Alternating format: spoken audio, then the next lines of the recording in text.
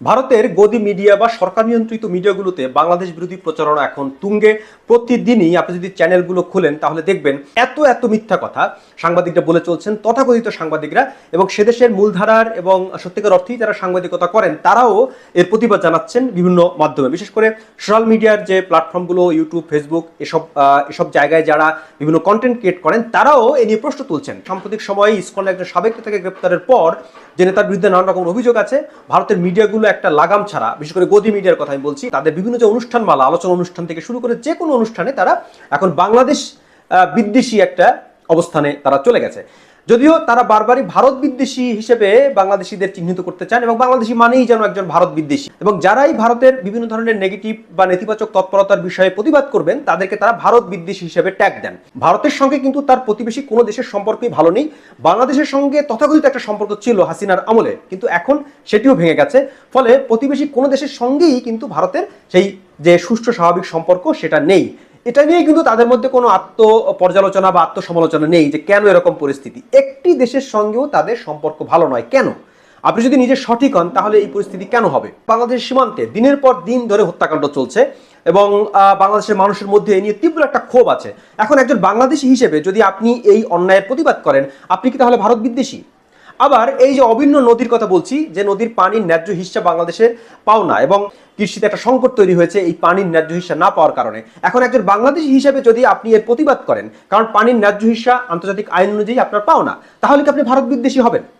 আমরা দেখেছি যে আদানির সঙ্গে একটা বিদ্যুৎ চুক্তি হয়েছে এবং সেই আদানি উচ্চ মূল্যে বাংলাদেশে বিদ্যুৎ দিচ্ছে, ক্যাপাসিটি চার্জের নামে বিপুল অর্থ তারা নিয়ে নিচ্ছে। ইতিমধ্যে সেই টাকা একটা বড় অংশ বকেয়া পড়েছে, বাংলাদেশ সেই টাকা দিতে হিমশিম খাচ্ছে, কারণ এটা এত উচ্চ মূল্য ধরা হয়েছে এই বিদ্যুতের যে যে কোনো আন্তর্জাতিক যদি কোনো সংস্থার মাধ্যমে এটা তদন্ত করা হয় তাহলে দেখা যাবে যে এখানে একটা বড় ধরনের একটা গোলমাল আছে। বিশেষ করে দুর্নীতির কথা কিন্তু এখন সামনে আসছে যে বাংলাদেশি কর্মকর্তাদের ঘুষ দুর্নীতির মাধ্যমে তারা এই প্রজেক্ট হাতিয়ে নিয়েছে এবং বিপুল পরিমাণ অর্থ তারা বাংলাদেশের কাছ থেকে নিয়ে নিচ্ছে। এখন একজন বাংলাদেশি হিসেবে যদি আপনি এই আদানির তৎপরতা বা ভারত সরকারের এই তৎপরতা, কারণ ভারত সরকারের মাধ্যমেই মূলত আদানিকে এই কাজটি দেওয়া হয়েছিল, তাহলে কি আপনি ভারত বিদ্বেষী হবেন? বাংলাদেশের ভূমি ভারত ব্যবহার করছে, খুব স্বাভাবিক যে প্রতিবেশী দেশের কাছ থেকে এই ধরনের সুযোগ সুবিধা পাওয়া খুবই ন্যায্য অধিকার। ট্রানজিট, ট্রান্সশিপমেন্ট, করিডোর যাই বলি না কেন, বাংলাদেশের ভূমি, নদী সবই কিন্তু ভারত ব্যবহার করছে, ন্যায্য পাওনা কিন্তু ভারত বাংলাদেশকে দিচ্ছে না। তাহলে এখন একজন বাংলাদেশি নাগরিক যদি এটা নিয়ে প্রশ্ন তোলেন, তিনি কি ভারত বিদ্বেষী হবেন? বাংলাদেশে বিগত 3টি সংসদ নির্বাচন একেবারে ভুয়া একটা নির্বাচন হয়েছে, শেখ হাসিনাকে অবৈধভাবে ক্ষমতায় রাখা হয়েছে, এবং একটা দুধের শিশুও বুঝতে পারেন যে ভারত পেছন থেকে কলকাঠি নেড়ে শেখ হাসিনাকে বারবার ক্ষমতায় রেখেছেন তাদের স্বার্থে। এখন বাংলাদেশের কোনো নাগরিক যদি এর প্রতিবাদ করেন, ভারতের এই পদক্ষেপের যদি নিন্দা করেন, প্রতিবাদ মুখর হন, তাহলে কি তিনি ভারত বিদ্বেষী? ভারত বাংলাদেশের অভ্যন্তরীণ নানা বিষয় নিয়ে নাক গলায়। এখন একজন সাধারণ নাগরিক হিসেবে যদি সেসবের প্রতিবাদ করা হয়, তাকে ভারত বিদ্বেষী ট্যাগ কেন দেওয়া হবে? এটা তো ভারত বিদ্বেষী নয়। ভারত সরকারের বিভিন্ন পদক্ষেপের, নেতিবাচক পদক্ষেপের বাংলাদেশের মানুষ প্রতিবাদ করছে।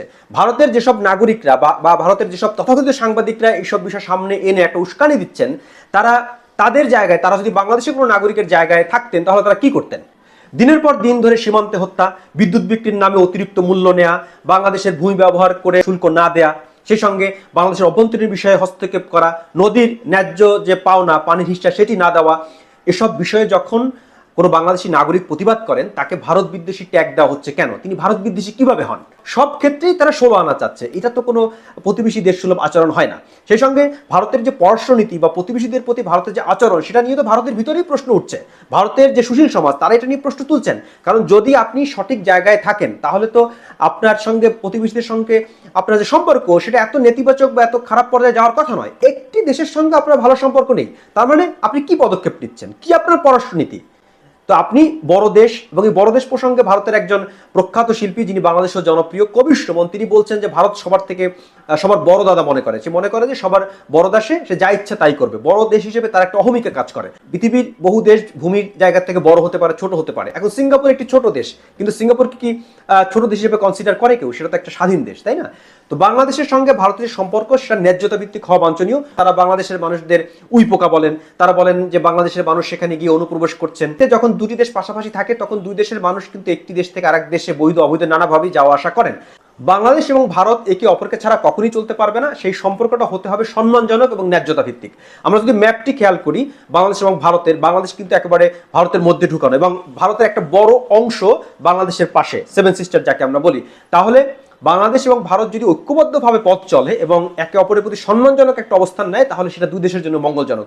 দুই দেশের নাগরিকদের মধ্যে হয়তোবা এই বোঝাপড়াটা আছে, কিন্তু অনেক দুষ্ট রাজনীতিবিদ প্রায়ই এই বিষয়টি উস্কে দেন, উস্কে দিয়ে তারা একটা বিবাদের সম্পর্ক তৈরি করতে চান।